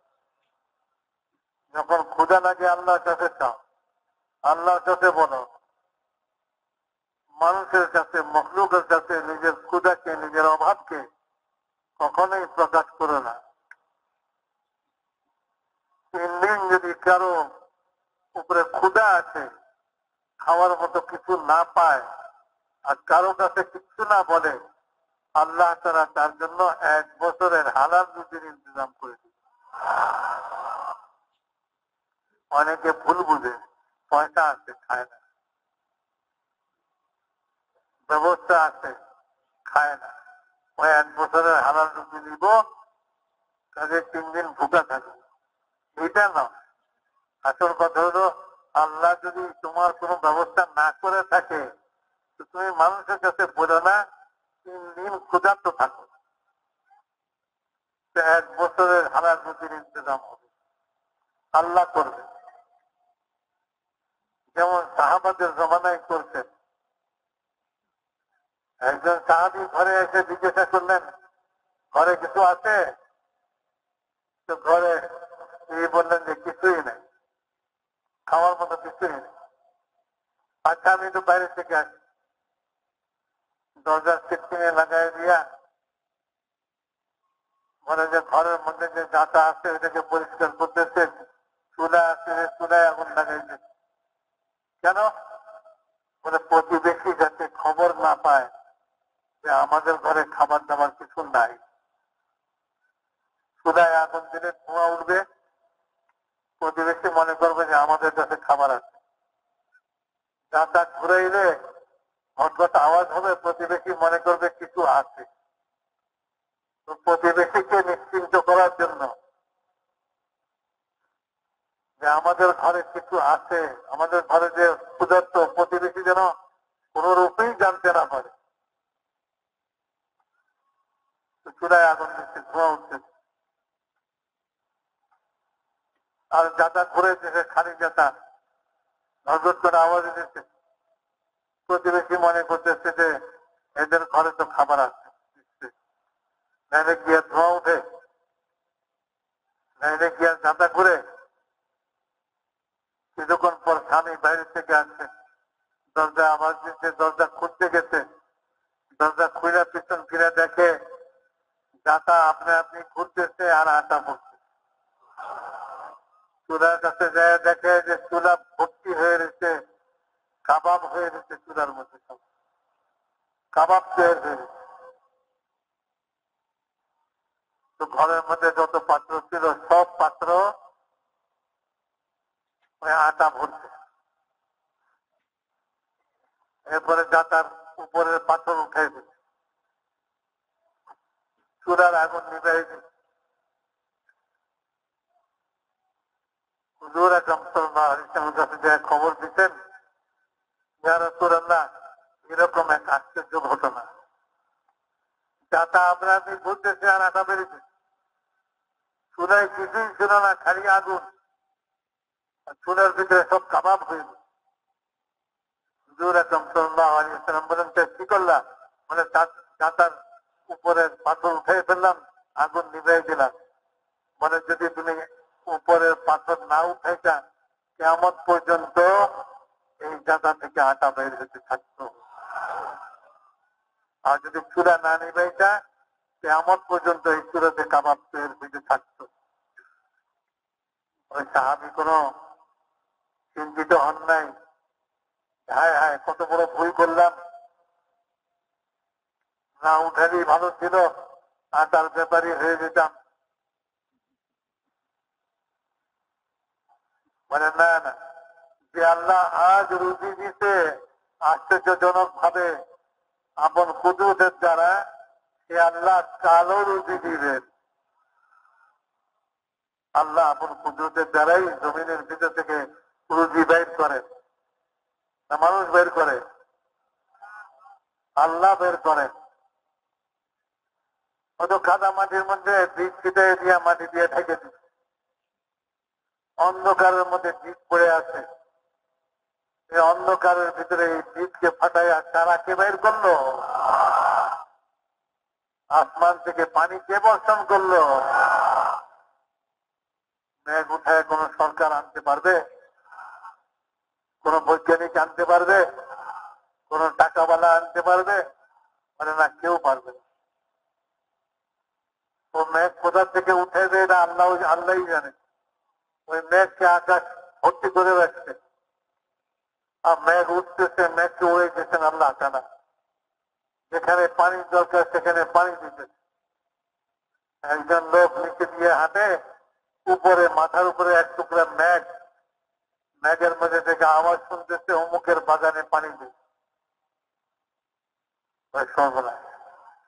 যার নাম করলো সে তো অনেক বড় বুজুর্গ লোক হবে নিশ্চয়। দেখি কার জমিনে পানি দেয়, উপরে মেঘ চলে, সে মেঘের নিচে নিচে চলে। ভেতরে পাথরের জমিনে যে মেঘ বর্ষিত হইলো, আর একটা নালা দিয়ে ওই মেঘের পানি চলতে লাগলো। তো নালা ধরে ধরে সেও কেউ থাকতেন। যেগুলোদের নানার শেষ মাথায় একজন লোক, সে বেচা দিয়া তার জমিনে পানি দিতেছে, ওই পানি। এখন তারা জিজ্ঞাসা করে, ভাই তোমার নাম কি? কেন আমার নাম জিজ্ঞাসা করো? বলে যে এই পানি যে মেঘের, সেই মেঘের মধ্যে আমি এক নাম শুনছি, তুমি সেই ব্যক্তি কিনা জানতে চাই। নাম বলতে পারে, বলে যে হ্যাঁ তোমার নামই শুনছি। তা আমাকে বলো তুমি কি করো, কি আমল করো? কথা জিজ্ঞাসা করে, তুমি কয় টাকার মালিক, কতখানি জমিনের মালিক? মানে না, জিজ্ঞাসা করে যে তুমি কি আমল করো? বলে ভাই তেমন কিছুতে না, এই জমিনে যা কিছু হয় এই জমিনেই 3 ভাগ করি। এক ভাগ গরিব মিসকিনের হক হিসেবে দিয়ে দিই এখান থেকেই, আর এক ভাগ ঘরওয়ালাদের হক হিসেবে ঘরে পাঠিয়ে দিই, আর এক ভাগ এই জমিনের মধ্যেই লাগাই দিই। এই আমলই করি। মানে হ্যাঁ, যেহেতু হকওয়ালাদের হক পরিশোধ করতেছো, আল্লাহ তাআলার হুকুম, হকওয়ালাকে হক দাও। আল্লাহ তাআলার হুকুম পুরো হইতেছে, এই জন্য মেঘকে হুকুম হইতেছে তোমার বাগানে পানি দেওয়ার জন্য। মেরে মহতারাম দোস্ত বুজুর্গ, যখন আল্লাহ তাআলার হুকুম দুনিয়াতে জিন্দা হবে, কিন্তু আল্লাহ তাআলার হুকুম জিন্দা হওয়ার জন্য জরুরি হলো ইয়াকিন আল্লাহ তাআলার উপরে, ঈমান আল্লাহ তাআলার উপরে। আল্লাহই করে, আল্লাহ ছাড়া বাঁচাইবার কেউ নাই, আল্লাহ ছাড়া করনেওয়ালা কেউ নাই, আল্লাহ ছাড়া হেফাজত করনেওয়ালা কেউ নাই, আল্লাহ ছাড়া ইজ্জত দেনেওয়ালা কেউ নেই। আল্লাহ যদি চান তো ছেঁড়া কোপ্তার মধ্যে ইজ্জত দিয়ে দিবে। আল্লাহ ইজ্জত দেওয়ার জন্য কোন শাহী পোশাকের মুখাপেক্ষী নন। আল্লাহ ইজ্জত দেওয়ার জন্য ঘর বাড়ির মুখাপেক্ষী নন। আল্লাহ ইজ্জত দেওয়ার জন্য কোন দল বলের মুখাপেক্ষী নন। আল্লাহ ইজ্জত দিয়ে দিবে। শক্তিশালী হওয়াও কোন আল্লাহ তাআলা এটারও মুখাপেক্ষী নন যে যাকে ইজ্জত দিব সে কোন শক্তিশালী হোক। আরবের মরুভূমির লোক, যাদেরকে দুনিয়াবাসী চিনত না, সাহাবা রাদিয়াল্লাহু তাআলা আনহুম আজমাইন, তারা ওই মরুভূমিতেই বাসকারী লোক, যাদেরকে দুনিয়াবাসী কেউ চিনত না। তারা রোম পারস্যের বিশাল সাম্রাজ্য, মানে তাদের ভয়ে তারা সবসময় কম্পমান থাকে। হুজুর আকরাম সাল্লাল্লাহু আলাইহি ওয়াসাল্লাম যখন মিনাতে প্রথম প্রথম দাওয়াত দিতেছিলেন মক্কার জিন্দেগিতে, এক কবিরার কাছে যেয়ে বললেন যে আল্লাহ যদি এমন দিন নিয়ে আসে তোমাদের জীবনে, যেদিন রোম পারস্যের শাহজাদা শাহজাদিরা তোমাদের ঘরে গোলাম বান্দি হয়ে আসে, সেদিন কি তোমরা আল্লাহ তাআলার তাসবিহ তাহমিদ পড়বে? একজনের মুখের উপরে হাত রাখে, সব না, এমন কথা মুখে উচ্চারণ করেন না। যদি রোম পারস্যের সম্রাটরা এই কথা শুনতে পায় যে আমরা এমন স্বপ্নও দেখতেছি, তাইলে আমাদেরকে ধূলিসাৎ করে দেবে। রোম ভারত থেকে যারা এত ভয় পায়। মেরে মহতারাম দোস্ত বুজুর্গ, খন্দকের যুদ্ধের সময় রাসূলুল্লাহ সাল্লাল্লাহু আলাইহি ওয়াসাল্লাম পাথর ভাঙতেছেন আর চারিদিকে আলো ছিটায় পড়তেছে। সাহাবারা তাকবীর দিতেছেন, রাসূলুল্লাহ সাল্লাল্লাহু আলাইহি ওয়াসাল্লাম হুজুর বললেন আমাকে মিশরের সমস্ত শহরগুলি দেখানো। সাহাবারা বলতেছেন ইয়া রাসূলুল্লাহ দোয়া করেন আল্লাহ তাআলা যেন এই মিশরবাসীর উপরে আমাদেরকে বিজয় দান করেন। হুজুর দোয়া করলেন, সাহাবারা আমিন।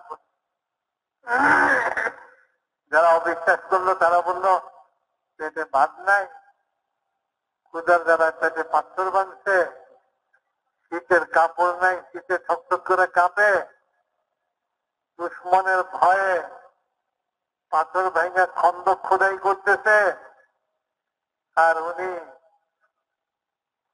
মিশর বিজয়ের স্বপ্ন দেখাইতেছে। তারা এটাকে স্বপ্নই মনে করছে, কিন্তু যাদের দিলের ভিতরে ইয়কিন পয়দা হয়ে গেছে তারা বলে এটাই হবে, এটাই হবে। আর এক বাড়িতে আলো ছড়ায় পড়ছে, বলে রোমের সমস্ত শহরগুলি দেখাই দিচ্ছেন আল্লাহ তারা। সাহাবারা বলেন ইয়া রাসূলুল্লাহ, দোয়া করেন রোমও যেন আল্লাহ তারা আমাদেরকে, রোমের উপরে যেন বিজয় দান করেন। আরেক বাড়িতে পারস্যের সমস্ত শহরগুলি দেখাই দিচ্ছে, দোয়া করেন যেন এই পারস্যের উপরে আমাদেরকে বিজয় দান করেন। মুনাফিকরা বলতেছে যাদের দিলে ইয়কিন নাই, তারা কয়ে পেটে পাথর ভাঙছে, খাওয়ার অভাবে, কাপড় শীতের অভাবে কাপড় নাই, ঠকঠক করে কাঁপে, আর দুশ্মনের ভয়ে খন্ড খোদাই করতেছে। আর উনি এই সমস্ত লোকদেরকে রোম পারস্য বিজয়ের স্বপ্ন দেখাইছে। একজন সাহাবী বললেন, সাহাবী হুজুর বললেন, হীরা শহরের নাম শুনছো, দেখছো? বলেন না, দেখি নাই, নাম শুনছি, পারস্যের একটা শহর। মানে আমাকে আল্লাহ তাআলা যেন দেখাই দিচ্ছেন যে হীরা শহরকে তোমরা জয় করতেছ, আর হীরা শহরের সর্দারের মেয়ে সাদা খচ্চরের উপরে কালো চাদরে আবৃত হয়ে আত্মসমর্পণ করার জন্য আসছে। ওই সাহাবী বলেন ইয়া রাসূলুল্লাহ, আমাকে দিয়ে দেন আপনি। চিন্তা করেন কিরকম ইয়কিন হইলে এরকম কথা বলে।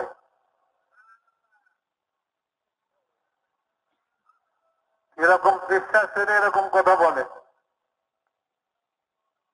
হুজুর বলেন দিয়ে দিলাম তোমাকে। ওই সাহাবী বলেন সেই হীরা শহর যে সমস্ত সাহাবাদের জামাত জয় করছে, আমিও তাদের মধ্যে ছিলাম। আমার আর কোনো কাম নাই, সবাই তো গনিমতের মাল একত্র করতেছে, আমি ওই রাস্তার উপরে যেয়ে বুঝে দিচ্ছি। দেখলাম হুজুর আকরাম সাল্লাল্লাহু আলাইহি ওয়াসাল্লাম যা যা বলছিলেন, যেরকম বলছিলেন ঠিক ওরকমই সাদা খচ্চরে চড়ে তারা কালো চাদরে আবৃত আসতেছে। আমি দৌড়ে যাইয়া ওই খচ্চরের লাগাম ধরে ঘোষণা দিলাম যে খচ্চর এবং খচ্চরের পিঠে যে আরোহী, বলে এটা সব আমার। আমরা বলেন আরে এখনো গনিমতের মাল বন্টন হয় নাই, তুমি এই ঘোষণা কি করে দাও? চলো আমিরের কাছে। আমিরের কাছে ধরে নেই। আমিরে বলে তুমি এই কাজ কেমনে করলা? বলে এটা তো আমাকে রাসূলুল্লাহ শেষে মইদিনই দিয়ে দিচ্ছেন, যেদিন তিনি এই শহর জয় হইবার সুসংবাদ দিয়েছিলেন। রাস্তা চাই নাকি? সাক্ষী আছে তো, মজলিসের মধ্যে দু চারজন সাক্ষী তো পাওয়াই যায়। সবাই বলছে যে হ্যাঁ আমরা সাক্ষী আছি। ওই সাহাবীকে দিয়ে দিচ্ছে, যাও আমারই। রাসূলুল্লাহ স্টেশন দিচ্ছে কাল কথা নিয়ে যায়, নিজের তাঁবুর মধ্যে ঢুকে তাঁবুর দরজার উপরে নিজে পাহারা হিসেবে বসে দিচ্ছে। কারণ ওই শহরের সর্দারের মেয়ে, এটা তো সর্দারের জন্য, তার বংশের জন্য বড় বেইজ্জতির বিষয়। তো তার ভাইরা এসে ওই লোকের সঙ্গে দরাদরি করে, আমাদের বোনকে ছাইড়া দাও, এত দিব। 2 আঙ্গুল 5 বার দেখাইছে, কত হয়? 5 বার দেখাইলে কত হয়? হ্যাঁ,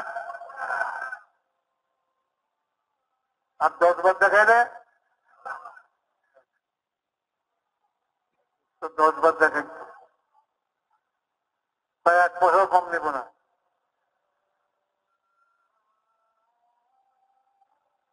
তোরা সর্দার, পয়সার অভাব আছে, যেহেতু বোকালো 100 টাকা মোটে কয়,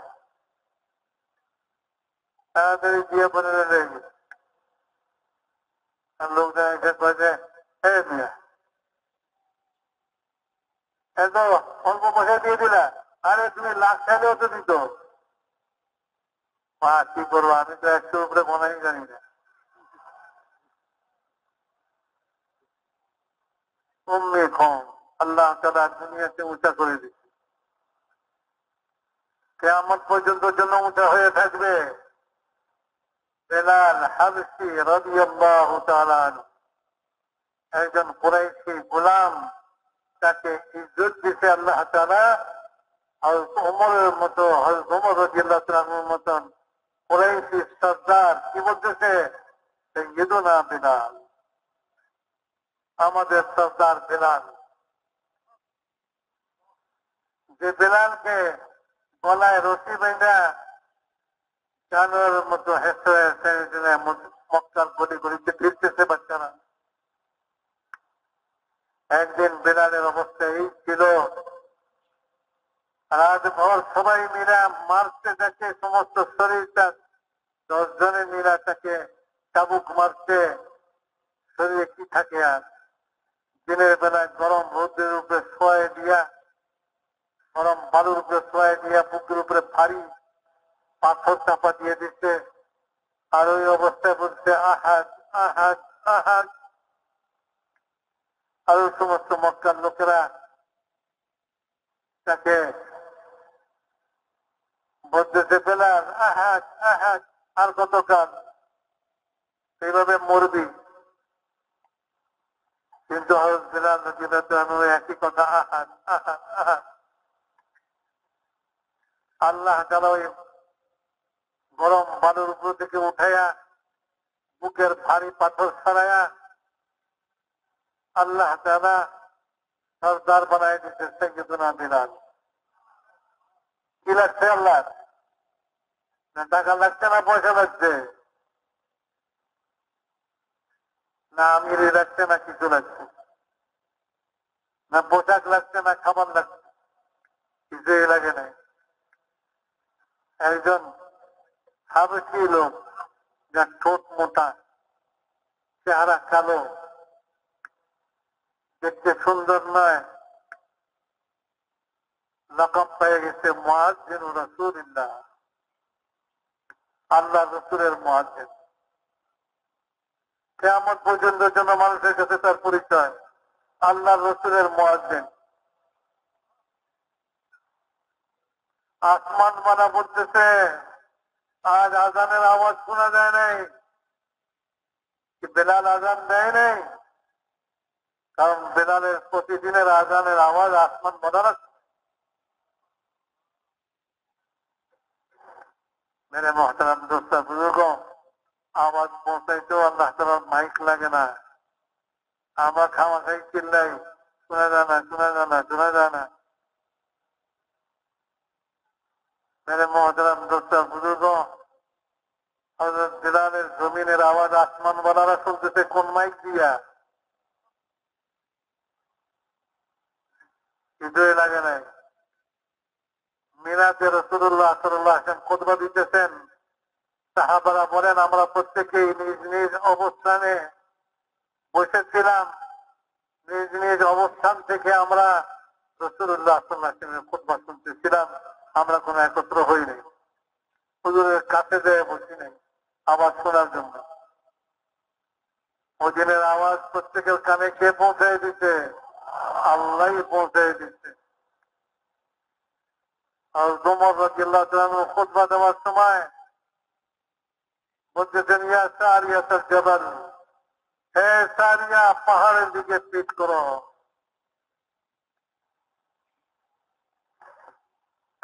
খুতবা শুননে ওনারা মদিনায় বসা বলে, ওমরের আচরণও এরকম আশ্চর্য লাগে, কিছুই বুঝি না আমরা, এখানে কোথায় সারিয়া কোথায় পাহাড়। খুতবার মধ্যে আগে পিছিয়ে কোনো সম্পর্ক নাই, ইয়া সারিয়াতুল জাবাল কি অর্থ? সবাই কল্পনা কল্পনা করে যে তোমার কেন এই কথা বললেন, কিন্তু কারোর সাহস নাই তোমরকে জিজ্ঞাসা করবে। ওমর বাপরে বাপ, অমরকে জিজ্ঞাসা করার যাত্রা বুকের পাটা হবে না। একজনে বলে যে ঠিক আছে, তোমাদের কাছে ভয় লাগে, আমি যে জিজ্ঞাসা করে আসি। গেছে যায় বলে যে আমিরুল মুমিনিন, আপনার সব আচরণ করে এরকম আশ্চর্যজনক হয়, লোকেরা এগুলি নিয়ে একে অপরের সঙ্গে আলোচনা করে, তারা বিভিন্ন কথা বলে, আপনার এই সমস্ত আচরণের কোন অর্থ তারা বুঝে না। আর ওমর রাদিয়াল্লাহু তাআলা বলেন, আমি যখন খুতবা দিতেছিলাম তো আমার সামনে সারিয়ার ওই যুদ্ধের ময়দান পরিষ্কার হয়ে গেছে। আমি দেখতেছিলাম তারা চতুর্দিক থেকে ঘেরাও হয়ে যেতেছে দুশ্মনের। এই জন্য আমি অনিচ্ছাকৃত ভাবে আমার মুখ দিয়ে এই কথা বেরিয়ে গেছে, সারিয়া চারিদিক থেকে তোমাদেরকে দুশ্মন ঘেরাও করে নেবে, তোমরা পাহাড়ের দিকে চেপে যাও, অন্তত পক্ষে পিছন দিক থেকে দুশ্মন আক্রমণ করতে পারবে না, তোমরা জয়যুক্ত হবে। এই জন্য আমার এই কথাটা মুখ দিয়ে বেরিয়ে গেছে অনিচ্ছাকৃত ভাবে। পাহাড় পাহাড় তো বলে যে যুদ্ধের ময়দান থেকে একজন আসছে যুদ্ধের খবর নিয়ে, বলে যে আমরা শুক্রবার দিন খুতবার সময়, জুমার সময় ছিল, দুশ্মনের মোকাবেলায় ছিলাম, হঠাৎ আমরা আমিরুল মুমিনিন হযরত ওমর রাদিয়াল্লাহু তাআলার আওয়াজ শুনলাম। উনি বলতেছেন আমাদেরকে পাহাড়ের দিকে আশ্রয় নিতে, তা আমরা ওই দিকে আশ্রয় নিয়ে নিলাম, তো দুশ্মন পরাজিত হইল, আমরা জয়যুক্ত হইলাম। মেরে মোহতারাম দোস্তা বুঝব, কিছু দেখাইবার জন্য এখন তো বৈজ্ঞানিক কত কিছু আবিষ্কার করছে, আর শয়তান সারা দুনিয়াকে না দেখে আছে এগুলি দিয়া। এখানে বসে বসে দুনিয়া দেখে, আমেরিকা দেখে, অস্ট্রেলিয়া দেখে, সারা দুনিয়াকে দেখে, বলে দেখেন এই যে আচরিতের মধ্যে এটা জেলের মধ্যে ঢুকে রাখি, যেন দুনিয়াটাকে জেলের মধ্যে ঢুকে রাখি। মেরে মহতরম দোস্ত, এই সমস্ত যন্ত্রপাতির আর এই সমস্ত জিনিসের কোন প্রয়োজন নাই আল্লাহ তাআলার।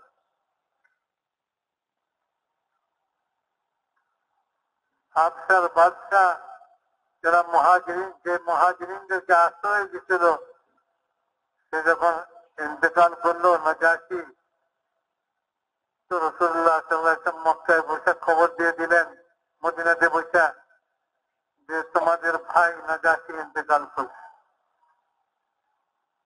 আসো তার জানাজা পড়ি। রাসূলুল্লাহ সাল্লাল্লাহু আলাইহি ওয়াসাল্লামের জন্য নাজাশীর জানাজা পর্যন্ত সমস্ত আড়ালকে আল্লাহ দূর করে দিচ্ছে। তো মেরে মহতারাম দোস্ত বুজুর্গ, আল্লাহ তাআলার সৃষ্টি যেরকম খুশি এরকম সৃষ্টি, যে লাকাদ খালাকনাল ইনসানা ফি আহসানি তাকওয়িম, দেখলে মায়া লাগে, মহব্বত লাগে, এমন সুন্দর চেহারা কানা কে আবিষ্কার করলো? কোন বৈজ্ঞানিক, কোন কারণে আবিষ্কার করছে? কোন ফেরাউনে আবিষ্কার করছে? কোন নমরুদে আবিষ্কার করছে? মানে না, নমরুদের চেহারাও, ফেরাউনের চেহারাও, মানে কিয়ামত আনে वाला সমগ্র মানব জাতির চেহারা আল্লাহ তাআলা সৃষ্টি করছেন। আল্লাহ তাআলা আল্লাহই বানাইছেন। চোখটা এখানে দিলে সুন্দর হবে, যে আবার কারো চোখ এরকম বানাইছে বলে কাজল মাখা চোখ, কারো চোখ হরিণের চোখের মতন, গানটা বানাইলে এ আবার কালাইয়া দিয়া হরিণের চোখের মতন বানায়। আর যত কিছুই করেন, আসল কি আর নকলের মতো, নকল কি আর আসলের মতো হয়? আসলটা তো আল্লাহই বানাইছে। লাকাদ খালাকনাল ইনসানা ফি আহসানি তাকওয়িম। আল্লাহ কোন জিনিসের মোতাবেক মেরে মহতারাম দোস্ত বুজুর্গ, সৃষ্টি আল্লাহ তাআলার। আরে ঘোড়ার মুখ যে এরকম হইতে হইব, এটা কে বানাইছে? আল্লাহ বানাইছে, না কোন বৈজ্ঞানিক এঁকে দিতে। বাদি আসসামাওয়াতি ওয়াল আরদ, জমিন আসমানের সমস্ত সৃষ্টি বিনা নমুনাতে সৃষ্টি করছে। কোন নমুনা দেখে সৃষ্টি করে নাই, বিনা নমুনাতে সৃষ্টি করছে। মানুষ কিছু বানাইতে হলে তো আগে এদের নমুনা দেখে, ওটা দেখে দেখে আঁকে, ওটা দেখে দেখে বানায়। আল্লাহ তাআলা বানাইবার জন্য কোন নমুনার প্রয়োজন হয়নি। তো আরবের লোকদেরকে, যাদেরকে কেউ চিনত না, কেউ জানতো না, মরুভূমিতে ঘুরে বেড়াইতো, মেরে মহতারাম দোস্ত বুজুর্গ, মরুচারী। যেখানে পানি সেখানে কিছুদিন বসতি স্থাপন করে থাকতো, পানি শেষ তো বলে যে ঘর বাড়ি কাঁধে লইয়া আবার পানি চালাচ্ছে। মেরে মহতারাম দোস্ত বুজুর্গ, উট বকরি চড়াইয়া যাদের জীবন ধারণ হইত, আর ওমর ইবনে খাত্তাব রাদিয়াল্লাহু তাআলা আনহু ইসলামের পরে আমিরুল মুমিনিন হওয়ার পরে একদিন মিম্বরের উপরে দাঁড়াইয়া বলতেছেন, লোকেরা শুনো, ওমর ইবনে খাত্তাবকে তোমরা জানো কি? ওমর ইবনে খাত্তাব হলো ওই ব্যক্তি যে তার খালাদের বকরি চড়াইতো এক মুষ্টি কিশমিশের বিনিময়ে। এ কথা বলে মিম্বর থেকে নেমে গেছে, আর কোনো কথা নাই। একজন লোক পৃথিবীতে গেছে, বলে আমিরুল মুমিনিন মিম্বরে খাড়া হইয়া এরকম এইটুক কথা বলার কি প্রয়োজন দেখা দিল? বলে আমার মন বলতেছিল, নষ্ট বলতেছিল এই কথা, তুই আজ আমিরুল মুমিনিন, তোর মধ্যে কে আছে? তুই সবচেয়ে বড় সবার উপরে, সবাই তোমাকে মানে। তো আমি আমার নফসকে একটা শিক্ষা দিবার জন্য এই মেম্বারে দাঁড়ায় নিজের পরিচয় দিলাম। মেরে মহতরম দোস্ত, ইজ্জত করলে পুজো দেয় মানুষ, প্রশংসা করলে পুজো দেয়, মনে করে সত্যি সত্যি বুঝি আমি এরকম। সত্যি সত্যি আমি এরকম নই। সবাই মিলে বাচ্চাকে সালাম দিতেছে, একজন ঠ্যাং লম্বা লম্বা করে বসে রয়েছে, চোখ বন্ধ করে, হাত গোটায়া। লোকেরা বলে পাও গোটা, বাচ্চা আইতেছে, সোজা হয়ে দাঁড়া, কোনো কথাই বলে না, চোখ বন্ধ করে যেমনি আসলে এমনি। বাচ্চার কাছে খবর গেছে, মানে আপনার দেশে এমন লোক আছে যে আপনাকে সম্মান করে না, পাও লম্বা করে বসে রয়েছে, হাত গুটাইয়া, চোখ বন্ধ করে। এত বলার পরেও সে পাও গুটায় না। বাচ্চা কয়, বড় আশ্চর্যের ব্যাপার, আমার রাজ্যে বাস করে, আমাকে সম্মান করে না। দেখতে হয় লোকটা কেমন। নেমে গেছে ঘোড়ার পিঠ থেকে, দেয় দেয় যে ঠিকই, হাত দুইটা বেঁধে রাখছে, পাওটা লম্বা করে রাখছে, চোখটা বন্ধ করে রাখছে। বাচ্চা জিজ্ঞেস করে, এই মিয়া, কবে থেকে ঠ্যাং লম্বা করা শিখছ? তো ওই লোকটা চোখ বন্ধ রেখেই বলে, যেদিন থেকে হাত গুটাইছি সেদিন থেকে ঠ্যাং লম্বা করে দিচ্ছি।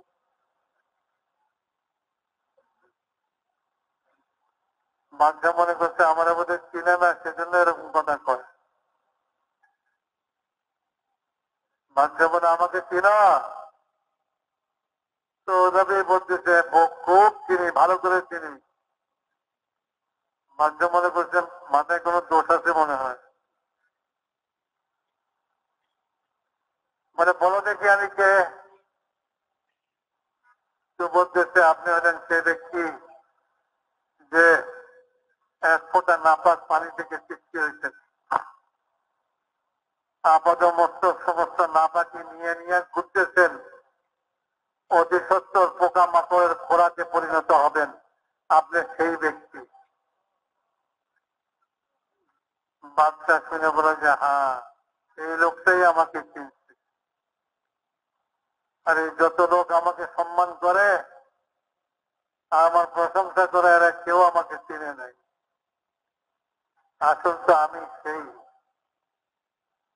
অহংকার করো কেন তুমি? জমিনের বুকে কেন অহংকার করো? কোথায় যাইবা? তুমি কি অহংকারের চোটে আসমান পর্যন্ত উঠে যেতে পারবা? আসমান পর্যন্ত তুমি উঠতে, পাহাড়ের চূড়া পর্যন্ত তুমি উঠতে পারবে না। অহংকার কিসের জন্য? ওই মনে মনে অহংকার, নিজেকে বড় মনে করে, নিজেকে একটা কিছু মনে করে। তবলিগের মেহনত করতে করতে মুরব্বী হয়ে গেছি এখন আমি আমাকে বড় মনে করতে শুরু করছি। সবাই সালাম দেয়, সবাই কর মুরব্বী মুরব্বী।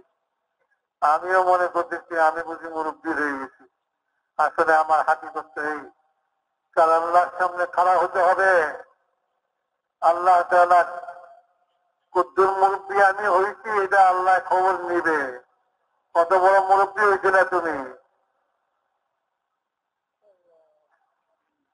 আল্লাহ তাআলা মেহেরবানি করে দোষ গুলা সব আপন পর্দা দ্বারা ঢেকে রাখছেন বলে আজ বাহাদুরি করতেছি, বড়াই করতেছি। যদি আল্লাহ তার পর্দাকে সরায় দেয়, কেউ মুখের উপরে থুতু দিতেও রাজি হবে না। আল্লাহ তাআলার ইহসান, আল্লাহ তাআলার দয়া, আল্লাহ তাআলার মেহেরবানি। মেরে মোহতারাম দোস্তা বুজুর্গ, সাহাবাদেরকে আল্লাহ তাআলা সত্যিকারী ইজ্জত আর সম্মান দিছিলেন। আর ওমর রাদিয়াল্লাহু তাআলা আনহু হাঁটা কোর্তা, ছিঁড়া কোর্তা, জুতা কাঁধে আর লুঙ্গি উঠাইয়া পানি পার হইতেছেন, উটের লেগাম এক হাতে ধরে রাখছেন। মুসলিম বাহিনীর সেনাপতি হযরত আবু উবাইদা, উনি বলতেছেন, আমিরুল মুমিনিন, আপনার এই বেশভূষা, মাথার চান্দি রোদে টকটক করতেছে, মাথায় একখানা টুপিও নাই, পরনের কাপড় ময়লা হয়ে গেছে, ছিঁড়ে গেছে, এইভাবে আপনি জুতা কাঁধে দেয়া পানি পার হইলেন। হায় হায়, এখানকার লোকেরা তো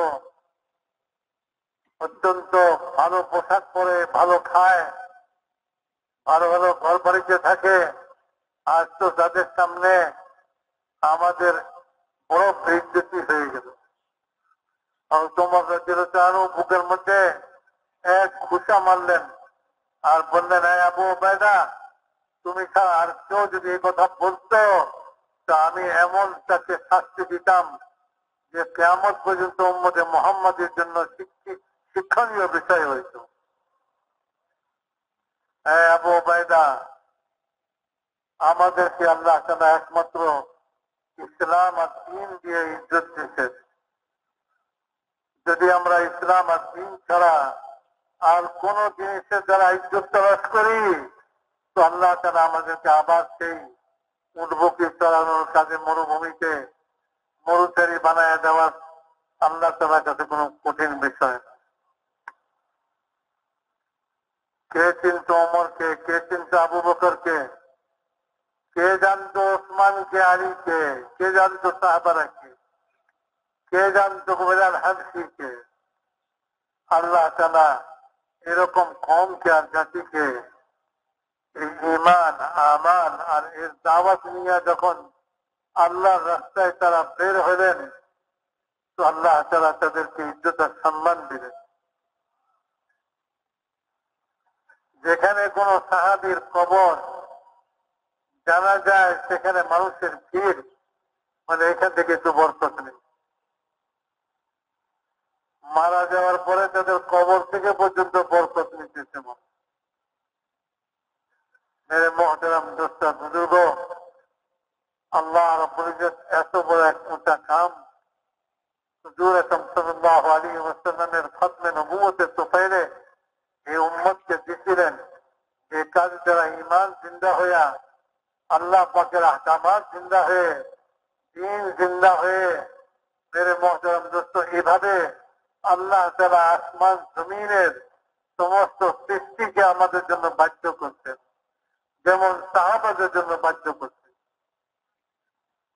এটা তো সেই কাজ ছিল।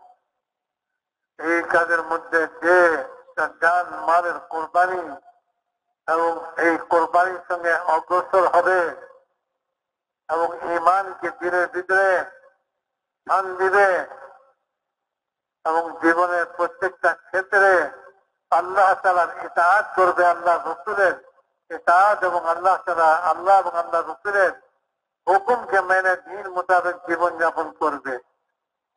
খালি ইবাদতে নামাজে নয়, তার মুআমালাতে, তার মুআশারাতে, লেনদেনে, কামাই রোজগারে মেরে মুহতারাম দোস্ত এই মেহনতকে পাওয়ার পরে যে এই মেহনতকে ছাড়বে তার কোনো গতি নেই। হযরত মাওলানা ইউসুফ সাহেব রাহমাতুল্লাহ আলাইহি বলছিলেন এই কথা যে তোমরা তিন চিল্লা লাগাইছো, তোমাদেরকে দুনিয়ার আর কোনো কাজের উপযুক্ত রাখি নাই, এই কামই তোমাদেরকে করতে হবে, এই কাম যদি ছাড়ো তো শেষ হয়ে যাবে। এই জন্য মেরে মুহতারাম দোস্ত বুঝব, আজ এই কথার ইরাদা আর নিয়ত পাক্কা করতে হবে যে যতদিন বেঁচে থাকবো ততদিন এই কামের সঙ্গে জুড়ে থাকবো।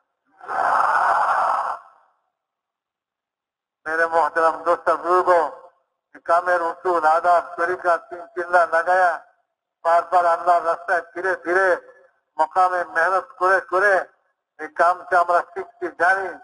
যেমন উসুল আর নিয়ম মতো আছে, সেই উসুল নিয়ম মতো যে এই কামকে করবে জান মালের কোরবানির সঙ্গে দুনিয়াকে পিছনে রেখে এই কামকে আগে রেখা এই কামকে করবে, আল্লাহ তাআলা যেমন সাহাবাদের জন্য দুনিয়াকে বাধ্য করছিলেন, আল্লাহ তাআলা কিয়ামত পর্যন্ত যে এই কাম করবে তার জন্য দুনিয়াটাকে বাধ্য করবে। না হলে দোয়া ভিক্ষা করা ছাড়া আর কোনো উপায় থাকবে না। আজ দোয়া ভিক্ষা হচ্ছে, হুজুর দোয়া করেন, হুজুর দোয়া করেন, হুজুর দোয়া করেন। তা না হলে হুজুর আকরাম সাল্লাল্লাহু আলাইহি ওয়াসাল্লাম তো বলছিলেন যে আমার উম্মতের মধ্যে এমন লোক আছে যদি আল্লাহকে কসম দেয় আল্লাহ তার কসমকে পুরা করেন। আল্লাহকে কসম দিতে পারে কে আছে? হাদিসের মধ্যে আছে যে মিথ্যামিথ্যি আল্লাহকে ওইরকম দরজায় পৌঁছে নেয়, কিন্তু সে লোক দেখাইবার জন্য আল্লাহকে কসম দেয়, আল্লাহ তাকে মিথ্যাবাদী বলে সাব্যস্ত করে। আর যদি সেই মর্তবায় পৌঁছে থাকে, সে যখন আল্লাহকে কসম দেয় তো আল্লাহ তার কসমকে পুরা করেন। মিনহুমুল বারা, যার মধ্যে একজন হলেন হযরত বারা রাদিয়াল্লাহু তাআলা আনহু। যুদ্ধের ময়দানে যুদ্ধ চলতেছিল, মুসলমানরা আহত হয়েছিলেন। মুসলমানরা 2 দিন 3 দিন পর্যন্ত যুদ্ধ জয় হইতেছিল না। হযরত বারা রাদিয়াল্লাহু তাআলার কাছে এসে বলেন, বারা, হুজুর সাল্লাল্লাহু আলাইহি ওয়াসাল্লাম আপনার সম্পর্কে বলছেন আপনি যদি আল্লাহকে কসম দেন আল্লাহকে কসমকে পুরা করেন। আজ আপনি আল্লাহকে কসম দেন যে মুসলমানদেরকে বিজয় দান করেন আল্লাহ তাআলা। হযরত বারা রাদিয়াল্লাহু তাআলা বললেন, আমি আজ আল্লাহকে কসম দিব। তো তিনি বলেন, আল্লাহ আপনাকে কসম, আজ মুসলমানদেরকে বিজয় দান করেন আর বারাকে শাহাদাত দান করেন।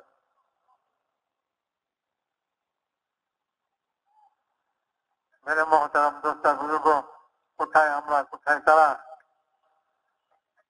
আল্লাহ তাআলা আমাদেরকে মেহনত করতে করতে যদি মৃত্যুর দ্বার পর্যন্ত এই মেহনতের মধ্যে লাগায় রাখেন, এই মেহনতের মধ্যে জানমালের কোরবানি করতে থাকে, আল্লাহ এবং আল্লাহ রাসূলের ইতাআত আর দ্বীনের উপরে ইয়াকিন আল্লাহর উপরে বাড়তে থাকে, তো আল্লাহর জন্য অসম্ভব কিছুই নয় যে আল্লাহ তাআলা একদিন আমাদেরকেও ওই মর্তবায় পৌঁছাইয়া দেন। আল্লাহ তাআলা, এটা আল্লাহর জন্য আশ্চর্য কিছুই নয়।